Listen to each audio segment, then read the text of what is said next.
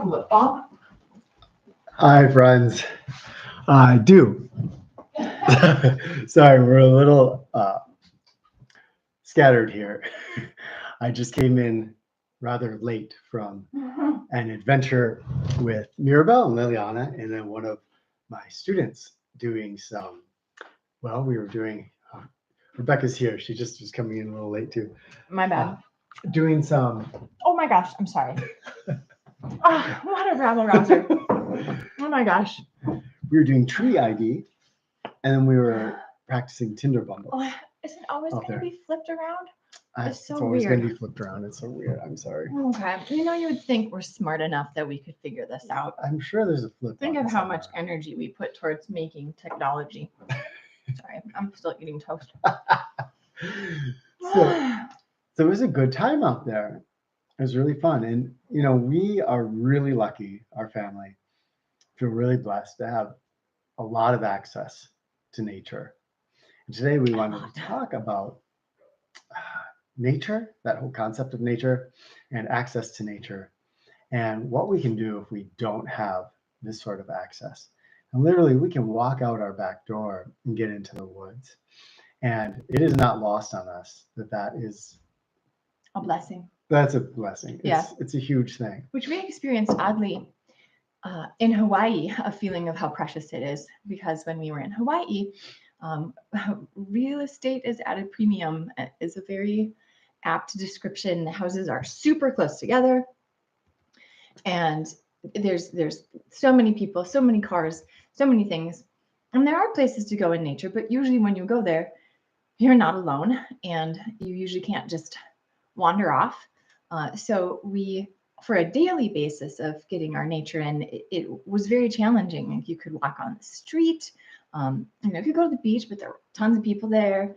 So we really realized how very precious it is to just step out, take some time in nature, and that's not the normal for a lot of people. Yeah, and it's so in cities and such, as you probably know, it can be a huge thing where we used to work in conjunction with, there was a Montessori school that a friend of ours was running, and we would be brought in as guest teachers to do, well, usually we did fire making and just some other nature oriented stuff. But a lot of these kids were coming from within the city and had really never been out to a farm like this or been out into a woods like this. So, I mean, our friend told stories of them, some of these kids seeing eggs come out of a chicken and being flabbergasted that eggs came out of a chicken, because eggs come out of a carton, of course. From the store. Yeah, and that shows how removed many of us can be from nature. Where does that, so many of the foods, whether it's a meat or a vegetable, it comes from the grocery, it comes from a carton. The idea of, I'm looking out our window at the CSA next door. It's a big organic farm. And there you get to see things from the soil, the seed going in, and it becoming food that you eat not too long later. Yeah. But well, you can't know what you don't know either. I'm sure there are tons of things that we don't know that are just common sense, to other people.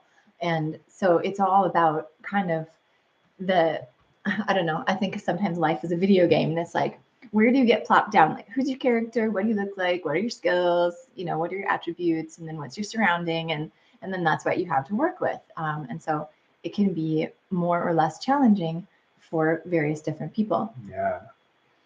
And that's an important thing to recognize, that it's, this isn't the fault of a lot of us. It's that we live in a culture that hasn't really prioritized nature access or nature connection. And as we'll see today, this kind of runs deep, and there's a lot more missing if we don't have nature. So yeah, there's like mosquitoes and sunburn and cold rain. Yeah, that stuff too. And the adventure that comes with it, the sense of curiosity.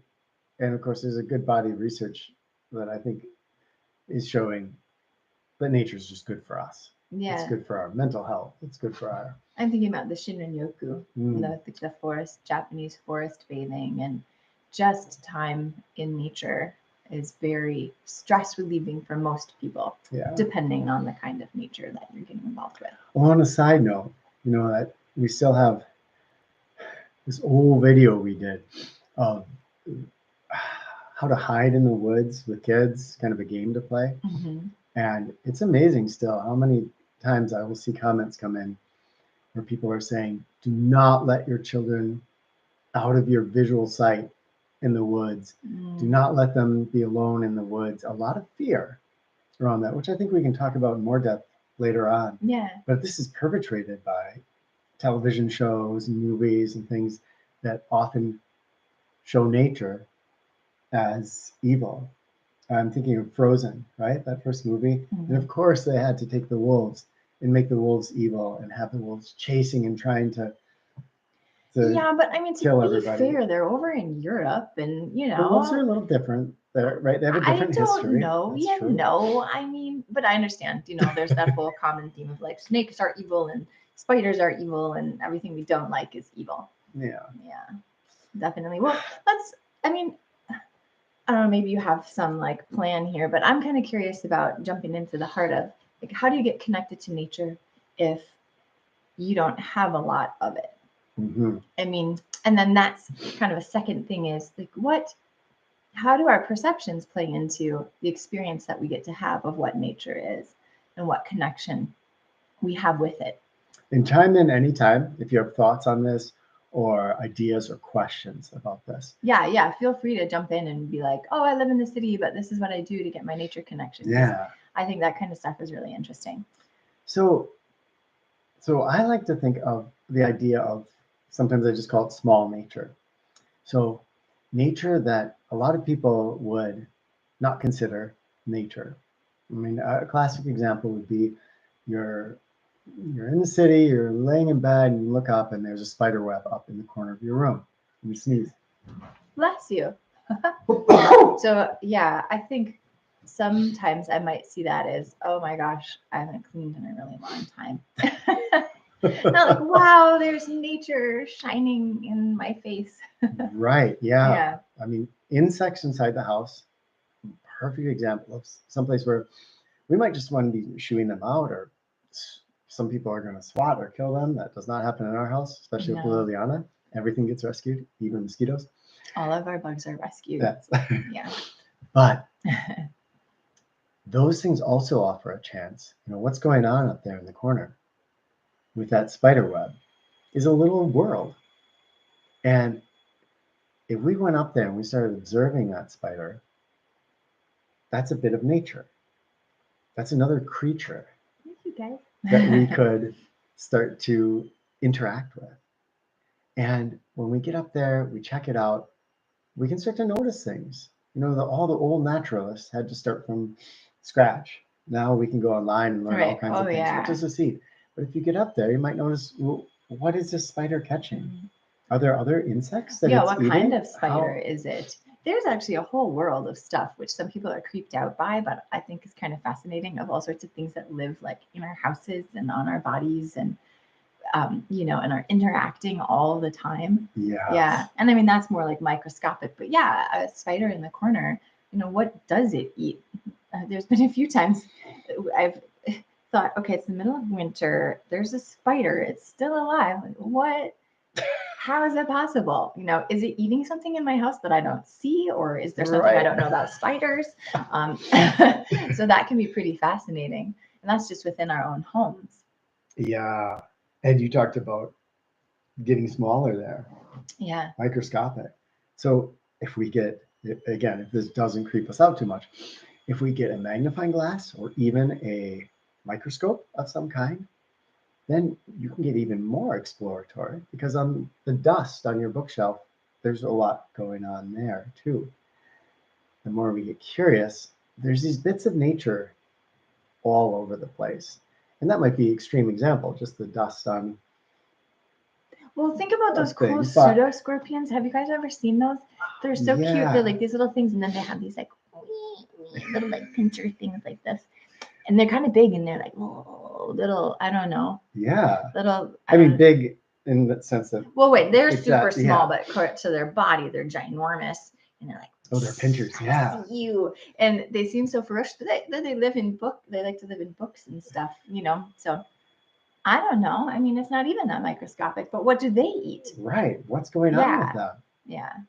And when we don't just go online and look for the answers, but we start to Mhm. see these as ways to connect. So with nature, we're saying with all kinds of other beings, to connect with those with a sense of curiosity, then wow, what could be really sucky, you have a spider up in your corner, turns into an exploration of wonder. If you have kids, then you can, hey, Sean, if you have kids, you can really get the kids into this too and get them to be people that when they see a spider in the corner, it does not invoke fear or repulsion. It invokes curiosity and a sense of exploration. When we start to teach that way, that sense of curiosity and exploration starts to infuse other parts of our life, I feel like. Yeah, you could almost even do something where you just keep a running list of all the different beings that you find inside your house. Like how much nature is there actually inside the walls of your house? That would be pretty interesting. But yeah, well, and I mean, okay, so cool. Sean is here. Maybe Sean can tell us, what do you do to get your nature fix? Because I know that you're in the city more. What kinds of things do you do? And I mean, I know there's parks and stuff, but what nature is outside your door? I mean, a lot of times I think about the clouds. The sky is usually available to us for observation, and it's usually different a lot of the time. I guess it depends on what kind of city you live in too, though. I mean, some cities have more of a pollution issue, but there's a lot that you can do in observing the clouds and observing the wind and observing the weather. So it kind of almost comes down to redefining our idea of what do we mean by nature and how do we feel, like what kind of connection are we looking for? Yeah. Plants offer a great opportunity because even in Christina did a great video mocking up one of our videos. Oh, that's hilarious. Where she was going out into the area where she lives, and so much human sound and human activity, but also, of course, a lot of green things, so trees and plants. And another place, well, we're reading this book on oaks right now, and it has been amazing to see that just this oak tree that we can walk by, there's so many depth, there's so much depth, there's so many layers of being to it. We'll have to share that. Okay. Yeah. That make it, you could just sit there with an oak tree, and I think you probably your whole life could explore the ecosystem of an oak tree. I had no idea. If you get a chance to learn about oak trees, it's amazing. Okay, so those of you that are in colder climates, there's actually tons and tons of bugs available all through the winter on oak trees that live only on and around oak trees. I don't know, like over 100 different kinds of caterpillars and moth larvae and all this stuff. And so that's where a lot of birds are getting their protein over the winter. I had no idea. And actually what started it all was that one winter, was it last winter? We saw, I mean, they live on all trees actually. It was after a snowstorm, and here are all these caterpillars on top of the snow. Like, where did they come from? This was even in a field, so it was very bizarre, but oak trees are fascinating. Almost everything is once you start digging into it a little bit deeper. This is really cool. Okay, this is amazing comment. I'm glad you made it here today too. Yeah. Okay, so this is cool because you're saying that you saw its little beating heart or something. Cool I mean, would that have been? Yeah. So mucky water. Mucky water. You got to tell the muck story. Can you break for that or no? I don't know. It doesn't really. Okay, but now everybody's going to want to know. The muck story. Someday we'll tell the muck story. Okay. Someday we'll do just Kenton stories from his many adventures. Oh, gosh. So the mucky water is alive. There's so much stuff in there, and there's there's so many interactions, so many creatures. And like you were saying, they're amazing. I mean, to look down there with a microscope. We had somebody last year that came down to our stream down the hill here, took all the kiddos down there and could identify a bunch of the critters in there. Yeah, the nature of oaks. Yes. Yeah. Yes, that's it. Exactly. Yeah, so fascinating. Yeah, we're just starting it. And so we're so excited about it. I think we're at February or something as it goes in the months. So yeah, wow, it's so cool that you know it. And so many of those little creatures we have no idea what they are, right? You look through that microscope and you see that little creature that's transparent. What is its life like? And that's, to me, that just fills me with so much wonder and excitement. And that's nature found in just a little teeny bit of water. So what else is around us, available to us, if we have this change of perception where we don't think of nature only as the Grand Canyon, nature, or the Alps. So it's Alps. Right. So it's gonna be, the nature comes in many, many forms. Yeah. You mentioned Christina's video, and one thing I thought was interesting is at one point there was just it was like an entire lawn full of wood sorrel. Oh, the big wood sorrel, yeah. Oh my gosh, which is a delicious wild edible. And so, I don't know what the nature of the health of the lawn was or whatever, but the more we look around, the more we start to notice, if we look around with curiosity, there's all these different things that are available to us. And like right there is wild edibles. You don't have to go into these huge, in fact, a lot of wild edibles really like disturbed land. Yeah, sure. So, yeah. Not too much, to be honest. I don't have a lot of nature near me. Yeah. My mom sent me. Wow. Okay. So you're in Brooklyn. I think I remember that. And tougher for you to get outside. So, do you find nature in your Sean? Do you find nature in your dwelling place at all? And if so, let us know what you find. I was thinking of the dandelion the other day. This is a plant that we have here. It's over in Europe. You can find it in Asia. It has a pretty worldwide distribution. And so I wonder if there's dandelions in Australia now. If you're from Australia, tell us if there's dandelions in Australia.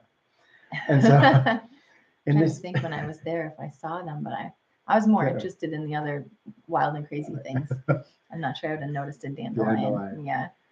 And this dandelion, which is a plant that in many cities, you're just going to find it there in the sidewalk. Again, like that spider up in the corner, there's so much we can learn about dandelions. And there's, of course, the edible aspects. Both of us. I don't know. There's the edible aspects of it. There's a moment I remember sitting there next to a dandelion, probably in my teens, and suddenly recognizing that this weed was one of the most gorgeous flowers that I had ever seen or I could imagine. It was beautiful. Yeah. There's folk traditions of what these were used for, in like folk magic traditions.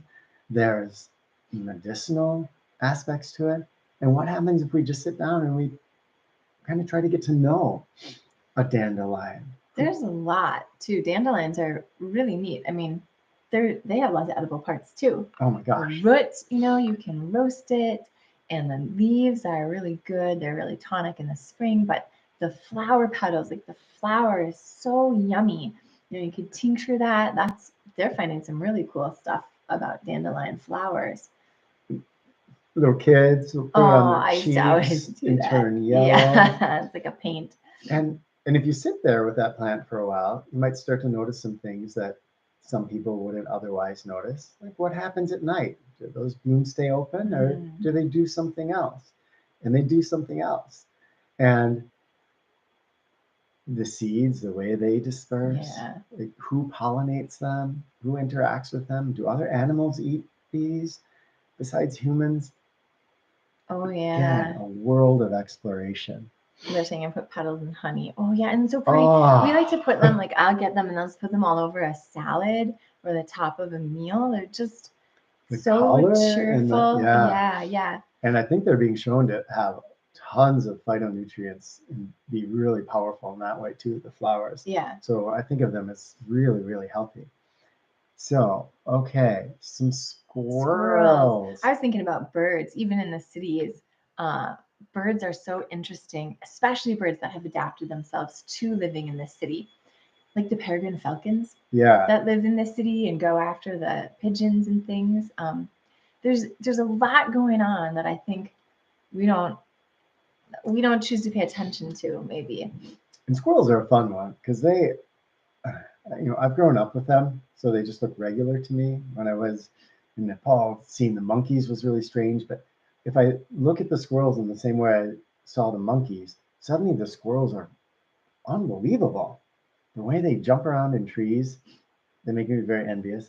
And wow, they're these amazing, incredible, beautiful, fun creatures. I don't know if there's anything more fun to watch than squirrels doing their Squirrels are funny. antics. Oh my gosh. Yeah, I mean, plus they're in some ways they're kind of easy to interact with, more so than other animals that want to run away from you. But yeah, I don't know. I also think about crows. Crows are super, super smart. It's a little harder to follow birds around, Yeah. But when you get to see them doing things, it's kind of like, what are they doing and why are they doing that? This is neat. So garlic mustard. Oh, Remember that walk with my dad? Was that a couple of weeks ago? mhm. Okay. So winter in Wisconsin, but there was that garlic mustard that you're talking about growing so vibrantly, and I Yeah. got to eat some. The flavor of it, the way those leaves are so textured. So it's so cool that you had a garlic mustard moment because yeah, those are amazing plants in so many They're ways. super yummy. Oh my goodness. They say yes. Dents de Leon Dent de Leon, in New New Zealand. Zealand. Okay, so I'm wondering if that's the case, then if they are there in Australia too. Wow, Yeah. interesting.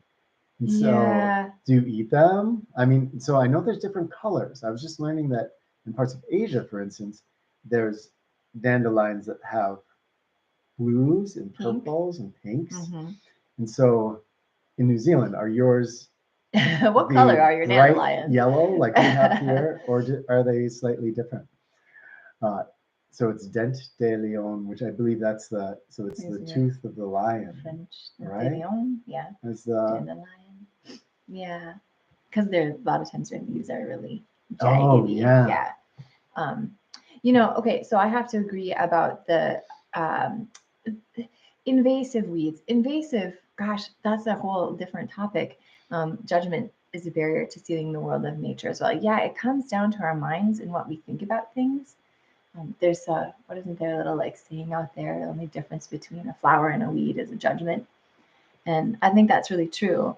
And then we can decide, well, crows are pests, and so we're not going to look at them or find them interesting. So I resonate with that, kind of trying to open our minds up a little bit more to what we define as nature and what has a right to be here in this world. Yeah. Why are we as the humans the only ones that get to decide, like, those are weeds, they should be removed? I mean, the alien species are going to come from outer space and be like, humans are the weeds, and they're going to pluck us from the planet and put their own garden in, like put these other things in instead. Oh my gosh. Yeah, that is it can be a divisive topic sometimes of invasive plants. And I know I was reading because people get really freaked out about garlic mustard, but I was reading that article where they were seeing that, so they put a chemical into the ground that is called I can't think of the term. Yeah, it's ali or something, I think. If you guys know it, tell us. And that basically restricts the growth of other plants. So there's a lot of things that do this. The buckthorn we have around buckthorns, here, pines, right? yeah. But that the garlic mustard doesn't do that for very long. Within a certain number of years, the colonies were ceasing to do that and were starting to just become part of the ecosystem. And so sometimes our efforts to eradicate something can keep the young ones and keep that thing going. And then we don't get to see the cycle of nature, which is not as maybe as damaging as our interference with that Yeah, cycle but sometimes. then again, coming back to living in Hawaii, Hawaii is such an interesting case study because True. it's primarily invasive species on top of invasive species, but any of the native species, which, I don't know, that first came there, maybe those are the most native. It's arguable, like what is exactly the most native in Hawaii? But they, those are struggling because of the things that have been brought in or have come in unintentionally. So that's a whole balance, really. Yeah. Oh, allopathy, yeah. Yes. Yay, thank you. Alley or something. So, Sean saying, yeah. So it used to be 2 parks, now just 1. And that's, we saw that in your birthplace of Stillwater, where a lot of natural areas so tough are now yeah suburban sprawl. That habitat loss is tough. Then you do get nature coming into your backyard, but it's also not necessarily, it can be difficult because our domesticated animals can be not kind to wild animals, and then the wild animals have no place to go. And so I don't know.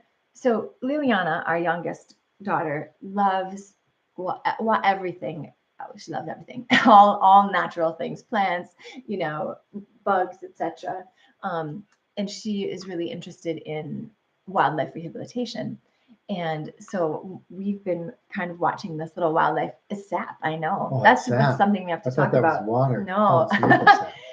Oh shoot! And now where was I going? What were we talking about? Liliana. Oh, we were talking about parks and habitat loss. Okay, and so we've been watching this show, and there's a wildlife rehabilitation center, and we had this conversation. Why doesn't every town or municipality or certain, county or region just have a wildlife rehabilitation center? Like that's what we build we build a library, we build a police station, we build a church, we build a wildlife rehabilitation center to help with the way humans come in and encroach on the natural habitat. I mean, I think that would be so neat. But maybe that's Liliana would be very thrilled about that, wouldn't she? Yeah. Pigeons. Oh. Okay. A great example to me of a bird that is maligned by many people, and yet you can have these fascinating interactions with it, and they are gorgeous. When you see the sunlight playing on some of those feathers. Oh yeah, like some of the green and purple and stuff that. Unreal. This beauty that's there that our mind will not even see if it just goes, oh, pigeons. Yeah, pigeons. They're so messy. 30 pigeons. Yeah, and I wonder what their life is like. Yeah, they're often very happy in the city, aren't they? Mm-hmm. Very well adapted to. So bright yellow flowers of joy, mostly tender leaves. Yeah. And nettles. Oh, I can hardly wait for the wild fruits to come up. And that's kind of a fun thing to do, even if you don't have a yard per se. You can do potted plants, but why couldn't you try to grow some wild plants in your windowsill and harvest some nettle and things like that? Or if you have a maple tree, it's time to have sap right now. We're having sap running, and I feel like this is going to sound weird, but eating nature, like eating plants and flowers and sap, also is a way that I feel deeply connected, because I'm taking something that just came there, no human hand necessarily put it there intentionally. And now it's like a part of me. It just seems like an interesting way to really connect, those wild edibles. So good. Yeah. Speaking of the nettles, so in New Zealand, you're talking about nettles there. For my little botany brain, do you know what species you have there? I'd be really interested to know what species, and if they are, how related they are. So we have 2 nettle species here, but oddly, they're not even in the same genus. Yeah. I don't know. You're looking at me like I have it. Are you? Oh, you're talking about the wood nettle and the yeah. So, different.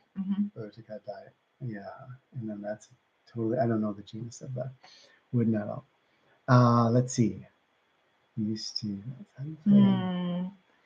Oh, I love the thought of gathering out of love. I mean, that's it right there. Then you don't over harvest, and then you have a relationship with the plants. I don't know. I'm one of those kind of crazy people that feels like you can have a relationship with a plant, and that I might don't think that's sound. crazy. I think mean, that's I don't know. Some people might think, oh, you're weird, but then there's, people have done different studies. People are learning more and more about the way that trees and plants function, and there's so much more than it. It seems there's like so there much is. to learn about plants Yeah. still. Yeah. Yeah. I would love. Ah. Allopathic chemicals. Right. Whoa! All Oh my right. gosh, you know so much. You got to get out of here. No, that's so awesome. I wish I could remember half the things I read. I always have to be reminded, but I guess then I have the joy of learning again. Yeah. So it sounds like you're asking if the dandelion flower is delicious. If that is, it looks like that's a question. Yes, the flower itself isn't bitter. It doesn't have any of the bitter principles.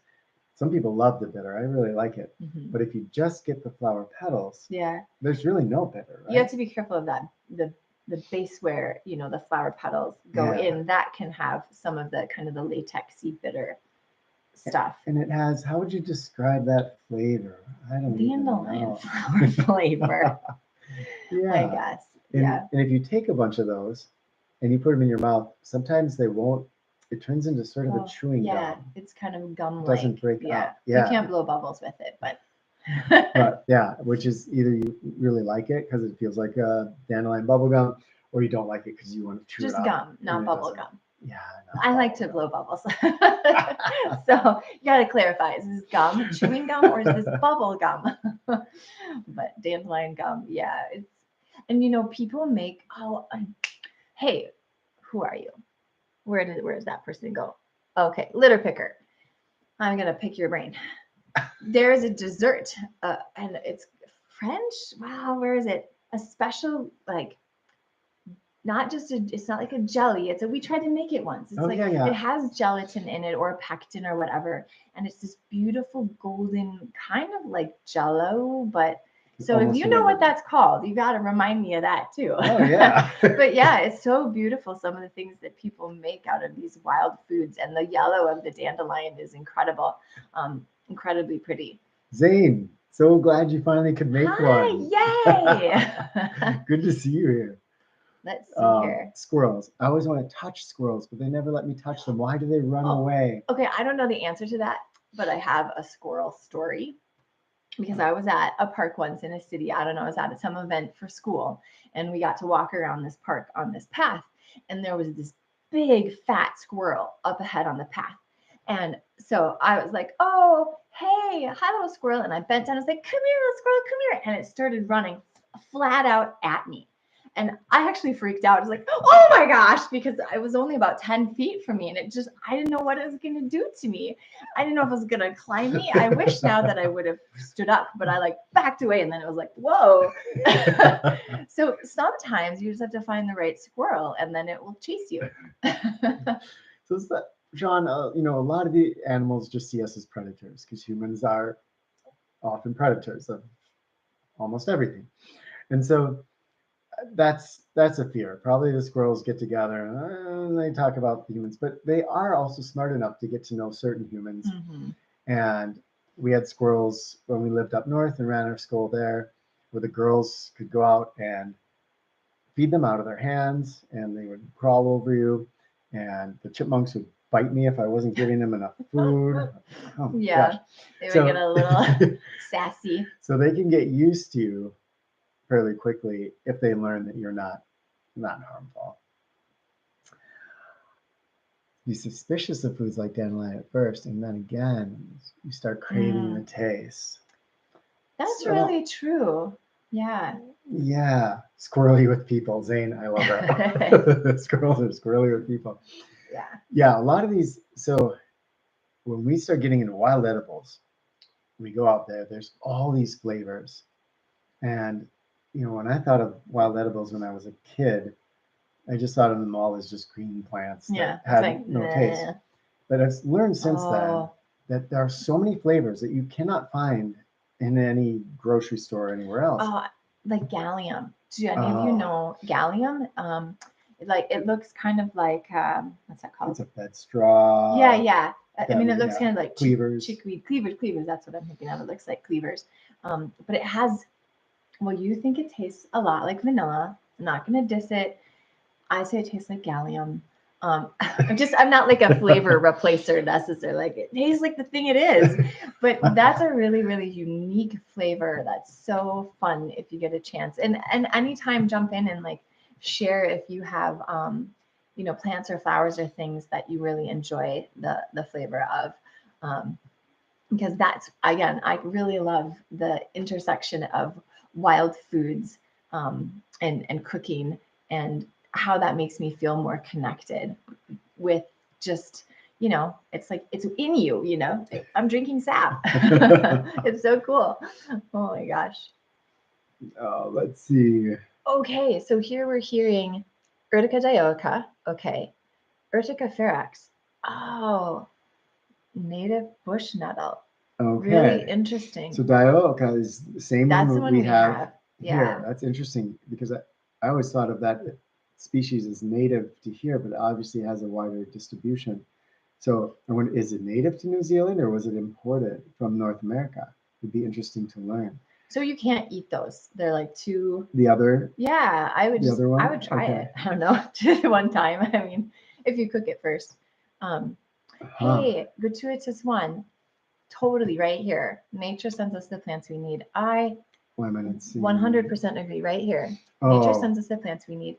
I think so. I really think so. And speaking of wild foods, so many of them are medicinal too. But I was saying before, I feel kind of like I may be crazy because I think you can talk to plants. And so I'm kind of also categorize myself as one of those people that feels like if you have a need and you sit with a plant, that kind of like if you get your energies in alignment or whatever you want to call it, that plant can help you, even if maybe that's not what the plant is known for. It's like, I think we have a deeper communication, I guess, the potential for deeper communication. So I love that thought that, what we need is around us and within us. Yeah. So. I feed flickers, Zane was saying. Oh, wait, why did I miss it? Oh, flickers. They're so cool. Oh, they're really neat. What do you feed them? They're beautiful. Just like birdseed or suet, or you have like a special? I kind of want to know because I want more flickers. Yeah. We had one at our feeder that one time. They're really but they haven't commonly striking. To our feeders. Yeah. Let's see here. Humans. Okay, we've actually eaten squirrel before. I'm just gonna say that. Not one that it was roadkill squirrel. Yeah, I was gonna say not one we killed intentionally to eat, but yeah. And actually, so I'm not trying to be judgmental here, but we have fox squirrels in our area. I'm not sure what their actual name is, but they're kind of a larger squirrel that looks a bit like a gray squirrel, but it's got kind of orangey red underneath and kind of orangey red in the tail. So we call them fox squirrels. And for whatever reason, they just don't seem the brightest. They don't get off the road. They don't get cars. Yeah, okay, sure. Right. They maybe they're smart in other things, but gray squirrels are smart about cars. Gray squirrels, it's like they get it, and red squirrels, but the fox squirrels, it's just like they just don't understand the cars. They'll start going one way and then they'll go the other. Then Yeah. So maybe also certain squirrel species are different from others in what they're used to, or different kinds of brains. Yeah. So anyway, raccoons are not afraid of people. Do you remember up north where we would have that raccoon that would come to the feeder? I'd go out with a stick and I'd just prod at it and say, "Get off a bird feeder!" And they would just sit there and growl at me. And I also remember the porcupines were like that too. Oh yeah. They'd just come and eat our front door and be like, "Go away!" And you're like, just "I'm just here first." Keep chewing. Oh my gosh, spikenard. Yeah, that one's not. Oh yeah. Yeah. That's funny because that's, as you say, not well known, and I have not really been super familiar with that until about 3 years ago when we found it. Yeah, and now we found it out behind the house, and tasting those berries for the first time. Which have that kind of a pineish flavors. Spikenard flavor. I don't know, like how do you describe to someone, this is what a lemon tastes like, at least you can say it's sour, but yeah. Anyway, it's kind of fun. Oh my tan gosh. and blue oaks. Wow, that would be. So, are you Wow. willing to share where you are? That'd be interesting to hear. Or we were just learning there's so many species of Oh oaks yeah. all over the world They're adapted to so so many environments. they're so neat. But, Yeah. let's see. Okay, yes. Medicinal uses that nobody recorded found through More, intuition. and yes, Sean, get more plant. It's fun. It's really fun to have. Oh, plants. you can get all sorts of really cool plants too. If you're going to do house plants, you can get plants that like respond to your touch, or plants that like open and close with the sun. And I think those kinds of plants are neat because they tell us something about our environment. There's just anyway, house plants are pretty awesome too. It's so what you're bringing up would almost be about medicinal uses and intuition would almost be its own whole show, because I often want this question, right? How did our ancestors figure Yeah. out which plants are good for what? And if you imagine, okay, there's some plants that have had activity against cancers, and there's historical references to these plants. But how would you draw a causal link between that if you just were going out and you had cancer and you were trying different things? How would you draw a causal link between those two things? If you think about especially the time and the space involved in that, and it points to there being something else in the human plant relationship that allowed us to discover, rather than just the common, the rational idea that it was all trial and error. So Yeah, I feel like there's something more there too. Sierra Nevada. Wow, that sounds amazing. Beautiful place. Okay, let's see. Oh, thank you. Let's see, I have my glasses on, but I still can't read that well. Gordon Wolf. Yeah, I appreciate that. Wow, that means so Yeah. much to hear. The That's our shoots. hope. Okay, we've never tried the shoots of the spikenard. That No, would we be. haven't tried those yet. It's been a little bit uncommon here. So Yeah, we don't want to we've just been having the dig berries. it up. But I've been trying to plant more. Yeah. So if we can get more going. I'm sorry to say, What? good luck on that. We've had like not contests, not wars, but we're like, I'll plant my seeds and you plant your seeds and let's see how they do. And You okay. have a green thumb. Yeah. I do not have as I much didn't of I one. don't try, but anyway. No, I'm glad you're trying to spread that around. Water is scarce. This is Oh, the Sierra it's Nevada. Sierra Nevada. Okay. Yeah, wood is terrible for bushcraft. Oh no. But it's beautiful, right? Do you have what is it? So do you have what wild edibles do you have there? Like just out of curiosity, what, because it's probably different from here. I don't know. Um, probably some more of the drier plants. Why yucca is coming to mind, but I don't know Right. much about that, except for oddly it grows here. I've seen people growing yucca. In your yard. I haven't seen it like spread out yet. Doesn't naturalize, but it. Yeah, so I want to try. I think just a little. It'd be kind of cool to have that growing in the yard. Ladies' mantle for congestion. Oh, I might have to try that. I have ladies' mantle. Nobody's recorded it. So yeah, so going by, yeah, you're pointing to something that again I think needs a lot more attention. Yeah. And maybe, I think over time, science is going to have to evolve to more subtle levels of understanding, and so maybe at some point. And it depends on the branch of science, because think about like quantum physics and stuff. They're like this particle, and then this particle, and then this particle, and then this particle. They're going. Yeah. Super. Anyway. And I was thinking of ecology, how that field has really started to notice subtleties in nature that weren't noticed before, like the mycorrhizal networks. Yeah, well, and also interconnectedness of things more, because you're right. We used to just think like everything was in competition with itself, but now we're finding how many things help one another. Anyway, Sean, I love what you're saying about we might not think of plants as living beings, and that's a really interesting thing. I'm not going to get into like eating meat versus being vegan versus being vegetarian, but I sometimes think like, is it just because plants don't have big, cute eyes and don't scream when we kill them? that we don't realize that we are still eating life. When we eat plants, we are still consuming something that was alive. And so I like that thought of, a plant is also a living being and also has an experience. We can't necessarily know what it's like, but it is in this world having a participatory experience. So.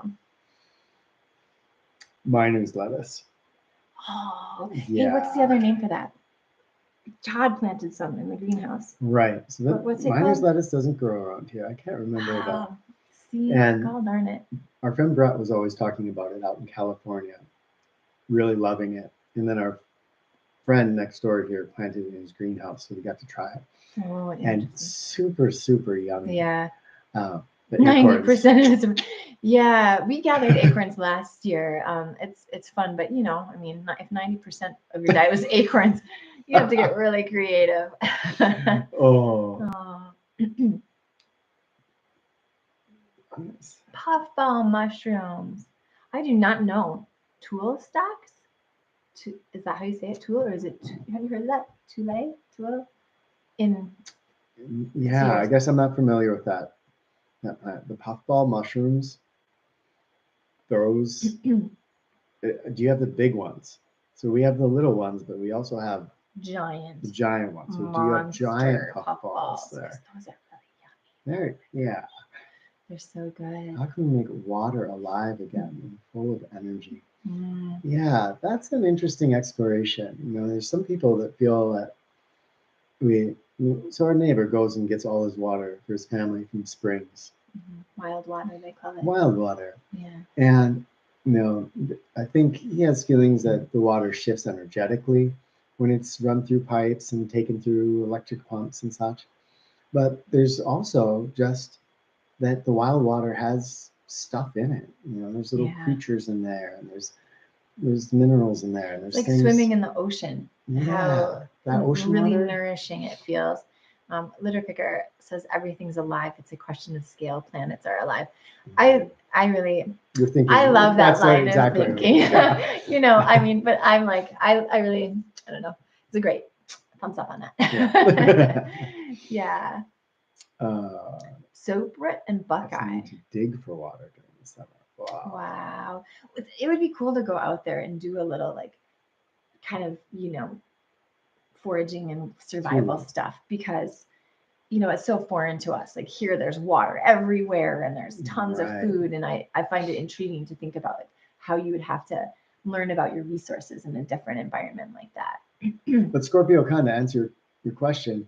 There are some apps and things where you can go and you can see, I can't think of any right now, but if you just research this, where people are telling where there are wild springs, and then sharing that information, you can go out and you can gather water from those wild springs. And a lot of people feel like they feel really different when they drink that wild water. And I don't know how you feel about this. I don't know how I feel about this, but a lot of people talk about signatures, like putting the word love on your water glass, and not necessarily just the word love, but because you have an idea of what that word means. When you ingest the water, you think of it and receive it differently. And we do know, just from some scientific research, that our frame of mind and our state of agitation or peacefulness directly affects how we digest things and how we process things. And so I have known different people to put words on their water bottles or pictures and images of something that they really love and want to infuse their water with. So I don't know. Also, people do put, depends on the kind of stone. So you can't just go do any stone, but people will do put crystals or stones of certain kinds in their water.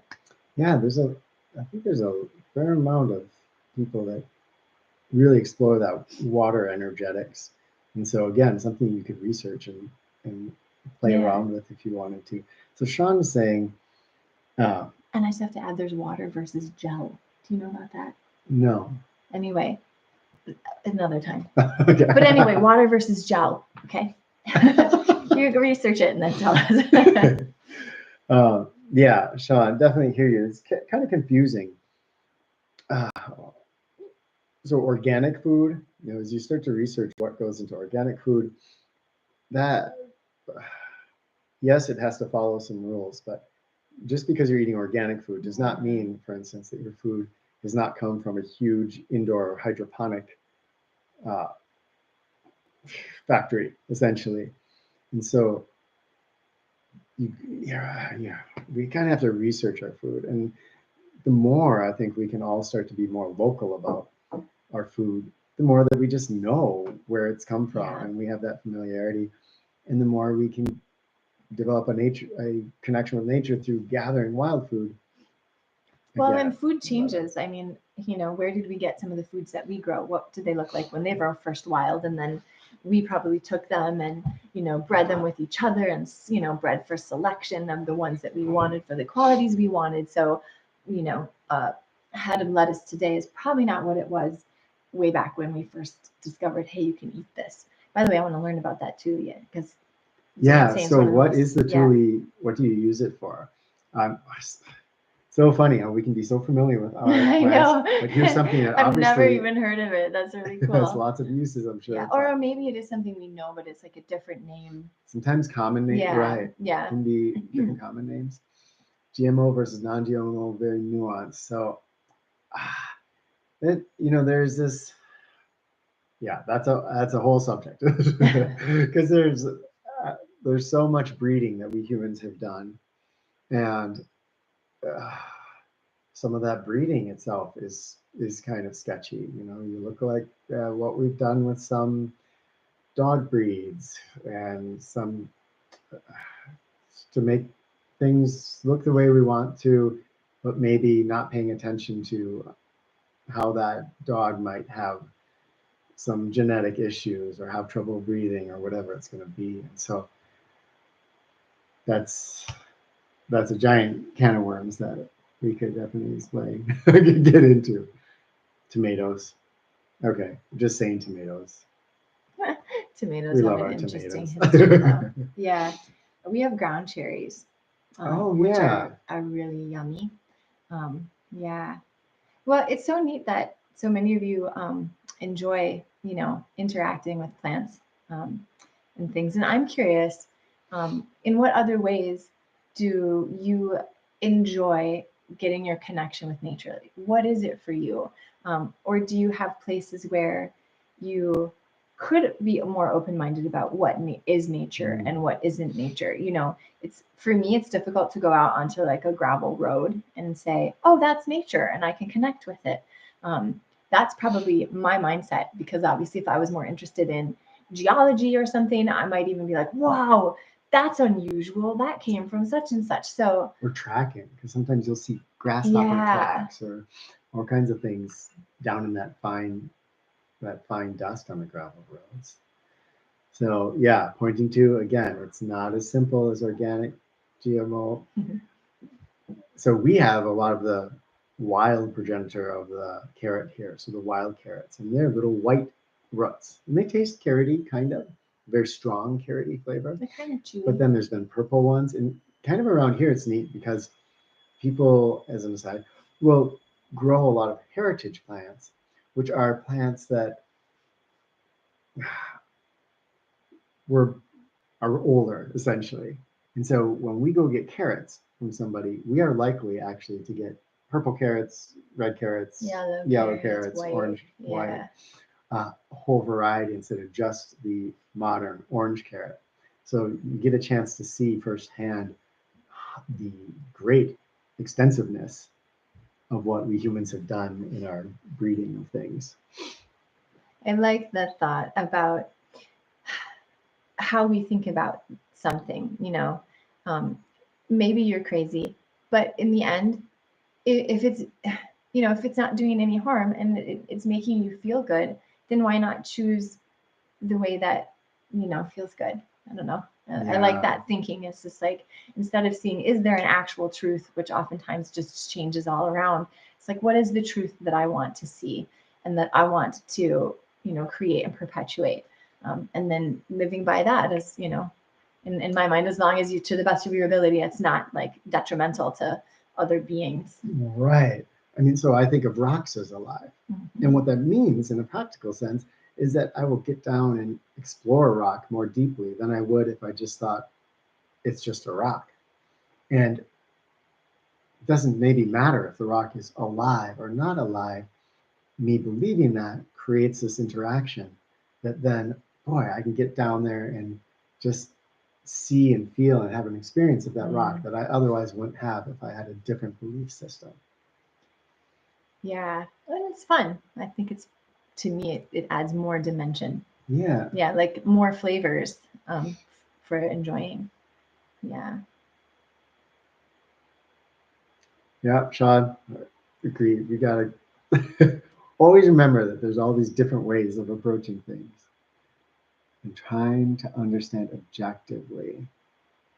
That just goes with that statement. Yes, Yeah. I see what you're saying there. Lentils. Yeah. I don't actually know a whole lot Lentils. about the life history of plants, but it would be an interesting thing to learn more of. Sometimes we've tried to, we look at something like a watermelon and try to find out where did this. How is it possible? Like, what is the wild?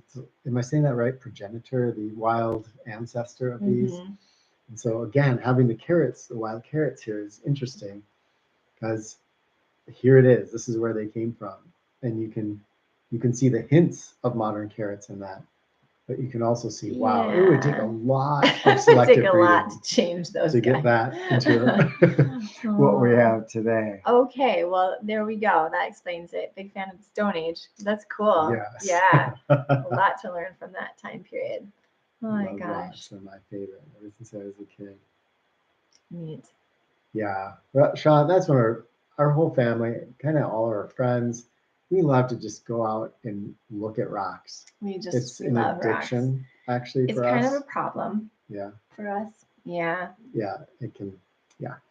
Stone Age. So I study that period of human history. So my brother, for my birthday, just got me a book called The Dawn of Everything. I'm looking at it right now. David Graeber and David Wengrow. And we're just starting into it, but it sounds like it's going to be really interesting, kind of a rewriting of history from the two polar ideas of either our ancestors were just these perfect beings who, never had violence or anything else, and on the other side, the idea that our Stone Age ancestors were just complete brutes and idiots, and so I think there's a much more nuanced story that eventually, hopefully, can be told as we learn more and more about that age. But you just have to, all of us, I think, have to step back and say, our ancestors, our Stone Age ancestors, all of them had to survive to childbearing age and have children to create the line that is you and me. Right. Somehow they made it. Yeah. And they were facing things that were. Yeah. So they were dealing with a totally different world, and they were very capable of it.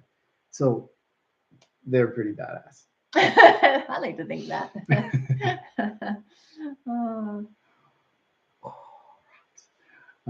That stone has a grain like wood. Chip it. Stones are there's so many different kinds too. Yeah. We've done a little bit of pressure flaking, and so that's just I don't know. Here's my first one ever. This was glass, and it's not super duper. It's a little weirdly curvy, but it was so fun to take. In this case, it was glass, but we've used cherts and obsidians and other things, and to take a rock and then to get to do something that maybe we did a long, long time ago. Yeah. And I remember this one we found, and is that the Atlatl point? Yeah. And we sent it into a museum. We found this. It was so cool. We were just walking up this hill, and it was really neat. You gotta get, it's got these really cool little, yeah, there you go. All these little dots all over it. And I can't remember the age that the museum told us, but then to hold It something, was like it was old, 2,000 years old. something like that. It Yeah. was really old, way older than I thought it was going to be. There's a feeling to hold something like that. Yeah. Of just, wow, Yeah, somebody that's what sat and Sean was shaped talking us. about here, you know. I hear the energy. Yeah. And I don't know. I mean, you could say it's just made up in our heads, but then again, it kind of goes back to, does it even matter? If you know, if it doesn't do any harm and it makes you happy and makes the world more fun, then how about a little bit of fun? So Yeah, so we have the prophet, and I don't remember that chapter, but we'll go down after this and I can look. I'm eating and drinking. Okay. We'll have to check that out. City and hunter-gatherer societies. Yeah, I'm super excited to learn more about the more recent research because yeah. that's not something I'm super familiar with. Rocks. Yeah, we're Well, rocks that's another great way. I mean, our topic started off as nature connection, and we've talked a lot about living things, but well, I mean, okay, so rocks we think of as living, but a lot of people don't. So I guess that's what I meant. But rocks are also a great way because rocks are pretty much everywhere. Yeah. Yeah, and you can find some neat rocks, just in the most unlikely of places too. So I don't know. That is a great way to connect is with rocks. Yeah, you think of older buildings in a city, for instance, and some of those are built with rock, and we can just pass that by again, or we can stop and wonder, what kind of rock is this? What are the Yeah. forces that shape this rock? Where is it from? And I remember learning as we were learning about glaciers when we lived up north that you can get bigger erratics, but a lot of the little rocks you find, they'll be perfectly smooth, and they're not near any streams or anything. Right. And It wasn't from. So you knew this was in a stream, way up north somewhere, and then it was carried by the glacier down and deposited. And here, there's a story there that is a great mystery that probably we can't fully unravel, but you can wonder about and can inspire curiosity. We shouldn't go much longer because Oh yeah. Yeah. We have to go eat So lunch. A complex that was 3 times the size of London. Yeah, it's sounding more and more like we knew our stuff more than we are giving ourselves credit for. What a strange sentence. But anyway. Yeah, we need to rethink. I guess it's always been something that sort of bothered me. I remember as a kid seeing some cartoon of a caveman sitting in a cave and huddling away from the lightning storm outside. And that always just struck me as wrong. The idea being that because they didn't understand the scientific definition of a thunderstorm, that necessarily they must have been afraid of it. And I would wager that our ancestors probably were out there, hands out, experiencing that storm, because I know times when I've felt most primal, away from my cultured self. I don't want to get away from the storm. I want to feel it. It's exhilarating. There's something powerful about it. So maybe our ancestors weren't these fearful, cowering things, but plus you just brought up another way to be, in contact with nature, which is a way that I don't think we talk about the weather a lot, but usually in terms of like, oh, is it going to be nice or is it going to not be nice? But we don't necessarily talk about weather in terms of I connected with nature in this weather event. Do you get what I'm saying? Like weather is like this thing we think about, but in a secondary fashion. It's not the thing, unless maybe it's, and we get to experience this a lot here, maybe it's a beautiful sunrise or a beautiful sunset. And then there's more awareness of this is a natural phenomenon, but it is definitely a way that we get to connect with nature. And kind of the cool thing about it is we don't really have any control over it. So it's all about how are you going to go into it? How are you going to choose to interpret, if it's raining or it's cold or it's hot or, Made me think of a breeze. Could we just think of a breeze as nature yeah. and watch it? Again, I'm just kind of picturing in a city where there's some litter and stuff on the road, but you're watching the breeze and how it moves things and plays with things. And what can you learn about wind and how it, what's bringing that? That's Yeah. connected to all the rest of the wind, all the rest Yeah. of the air. There's this feeling of connection. Tristan Gooley has some really fun books, and one of them is on the weather and just understanding weather patterns and things. And he doesn't do just mega weather like you see on the news channel where you see the whole front or whatever. He covers that, but he also covers just like local, very personal weather events. And it's a fun, the weather book is fun. He has a couple other ones too about reading nature signs and things, but just a really interesting way of thinking of it. And it's a way to kind of get more connected with something that's always there, and getting to have a relationship with it is essentially what it comes down to. So two interesting things, and I think this kind of sums up, because we should end soon here. The whole idea here, so litter picker is saying that minerals are everywhere. You take them out of yourself and we're just right. So so we are so integrated with nature. But Poople's cat, I can totally understand where you're coming from at the same time, because when we go visit my mom who lives, and she even has nature out her backyard, kind of apart, but still relatively in the city. Because of the sounds and the lights, it's a lot tougher for me to connect with nature. And there is this, in a way, I'm spoiled in that sense by having so much access to nature that I can forget that that breeze on my cheek is connected to all the rest of the wind and air on the planet. I can forget that to use the spider up in the corner is something that's worthy of my attention and exploration. So that's been something where I've had to try really hard to get away from my tendency to just, I sometimes just don't like humans and No, plastic. I understand what you mean. What this made me think of is our regular everyday lives. Like you go along and I can start to complain like, oh, now I have to do the laundry and then I have to do that and I have this, and I can kind of get like, those aren't the things I want. But if I stop and maybe, I hear news of like, oh, somebody is really seriously ill. Wow, all of a sudden I'm like transported into, who cares about that I have laundry or I have this list of things? Like my life is precious. I have my family, I have my health. And so it's like this dance between, like every breeze is nature and like I don't want the human sound. Yeah, it's some really interesting thoughts here about our ancestors. But Hubel's cat, coming back to that, despite us talking about this, sometimes when we talk about something, it's an urging for myself, because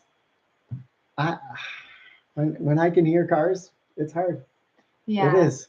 I want to be in places, even living here, where we have this nature out our back door, because there's also the farm next door and there's more agriculture.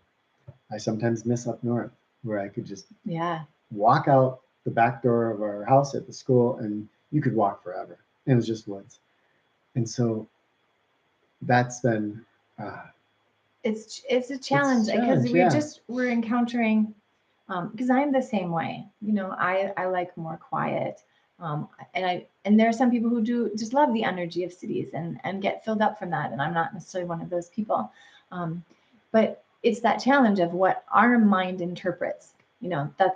That's all it comes down to in the end, is if something is alive or isn't. It's kind of how our mind interprets. If it's nature, it isn't nature. And then, and then we're like, I'm choosing that. And that helps me a little bit to know, okay, I'm choosing this perspective. and, and then that gives me an option to make some choices about, do I just need time someplace far removed from humans, or can I right now just take a different approach? So, yeah. So agree with the city or other areas, kind of intrusive energies. And then litter picker pointing out, on the flip side of that, we can come to a place where we can see even what humans do You can see humans, because what happens when we separate ourselves out from nature? And I think this is a good ongoing exploration of what do we mean by that word. And we won't get into that further today, but we shouldn't think that there's nature here and then there's humans here. This is a nuanced thing where those two words may even be meaningless in the sense of having a separation. So that's something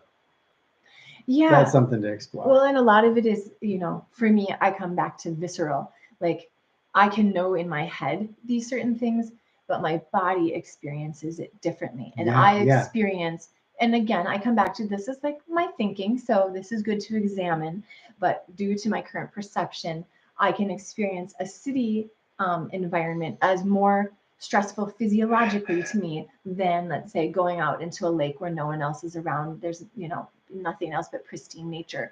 Different physiological response. Again, my mind has the power to control that, but I don't have control of my mind. So I think Hugo's saying the same thing, right? Yeah. It's we can understand that philosophically, but for many of us, there's that qualitative difference where it feels different. Being standing on the edge of a freeway than it does standing in a wood, and understanding why. And it seems that most humans, from that nature research, respond physiologically differently too, as far as what chemicals are being released in our minds and our bodies. So it's difference in how connected you feel with the source. Yeah, that's probably true. Yeah. And it's something we probably all could continue to explore more deeply. Yeah, right? I mean, I think it's something that we have to keep kind of just sort of a half a thought on as we go through and ask those questions like, why do I feel this way, or why do I think that way? It's really intriguing. Okay, we're going to try to keep it to an hour. We're over that, of course, as always. I know we probably have some hungry family members. Thank you for joining us today. This has been really fascinating, and I've learned a lot, actually. So cool. United against a common foe. So much love to you all. And I'm glad you came too. Thank you, everybody. And go out and get connected with nature. And try something new. When we sign off, you can still leave comments. And it would be good for us to hear how you're being notified of these upcoming, so that we can better notify people. So namaste in return. All right. Thank you, everyone.